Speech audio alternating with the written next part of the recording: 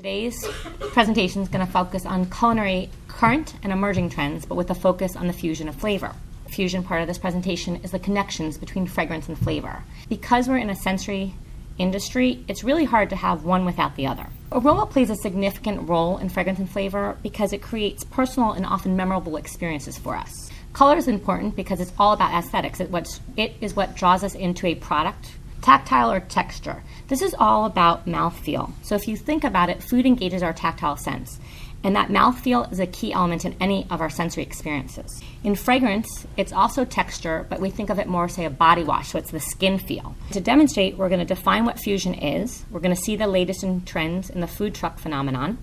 We're going to see new fusion restaurants and the activity with savory and sweet combinations. We're also going to explore molecular gastronomy and how it's evolved and influenced both the culinary world and consumers. And then we're going to see how all of this combines and trickles down into consumer packaged goods. And last but not least, every trend has a counter trend, so we're going to talk about the evolution of natural. And to conclude, we're just going to look at some emerging ingredients that I think you should be aware of. How is fusion defined? There's a couple different definitions, and they're all related. One says that it's cooking that combines ingredients and techniques and seasonings from different cultures. Another definition says it's combining ingredients and techniques from around the world to achieve exciting flavors. If you think back to the idea of food trucks, I think of the food carts, particularly in New York, such as hot dogs and New York pretzels and the sweet nuts.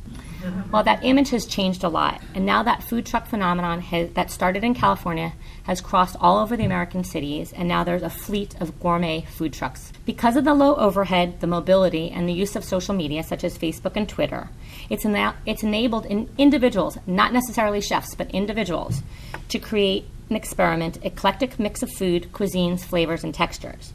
And this has led to an explosion of fusion flavors in a variety of applications and categories.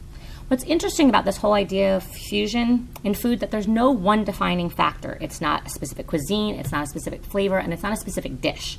Instead, it's just an eclectic mashup of a whole bunch of different ingredients. The cupcake trend really seems here to stay, but the newest twist is that it's infusing expected sweet cupcakes with unexpected savory ingredients. Like cupcakes, we're seeing ice cream as a popular carrier for fusion, and we're seeing that spicy, salty, and savory ingredients can be explored in this space. But then eventually they trickle down into consumer packaged goods. Since snacks are salty and savory, I think it's a good way for fusion to move into the market. Beverages follow suit, and we're seeing that Campbell's has been pretty busy with their V8 V Fusion. So now we're going to talk about molecular gastronomy and how it's evolved and influenced culinary world and consumers. Okay, so molecular gastronomy is defined as the application or study of scientific principles and practices in cooking and food preparation. And it's been the popular buzzword for the last couple of years. These chefs changed the expectation of food and what could and couldn't be done with the food. They created new textures and mouthfeels, combined hot and cold sensations, deconstructed food, and they changed the presentation of food. And they've really opened the door to create a new breed of multisensorial restaurant experiences. So in addition to the flavor and texture of food, diners are looking for sensory dining experiences. And bars are continually looking to engage consumers, and many of them are through the use of scent. In addition to restaurants, these are some examples of sensory products and multimedia to advertise them. And the final subject I want to cover is the counter-trend to flavor fusion, and that's natural, because natural is all about unadulterated ingredients. Organic continues to be played out, but vegan and raw are not new, but they're becoming more mainstreamed. And the term raw or living usually refers to food that's not cooked above 115 or 118 degrees. And the raw foodists believe that eating unprocessed and uncooked food preserves the food's natural enzymes and aids in digestion. So an evolution of the raw movement is this idea of wild food foraging, the act of or looking for food provisions. So in response to this whole natural movement, we're seeing some activity. Meatless Mondays was that international campaign that encouraged people not to eat meat on Mondays to improve their health and the health of the planet. Plant Food for People is a new vegan fast food restaurant. It's a drive-through in California. A novel sustainable concept is the concept of a Texas-based grocery store called Ingredients. And it's the first package-free zero grocery store in the U.S.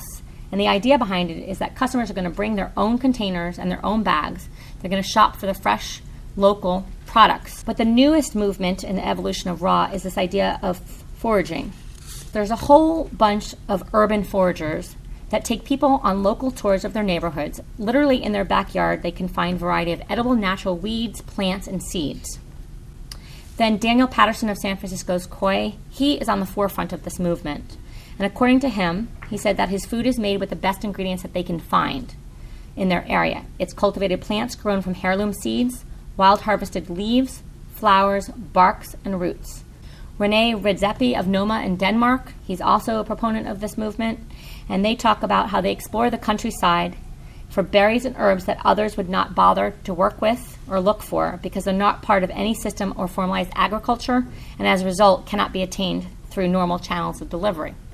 So the foraging trend is still niche and it's going to gain popularity.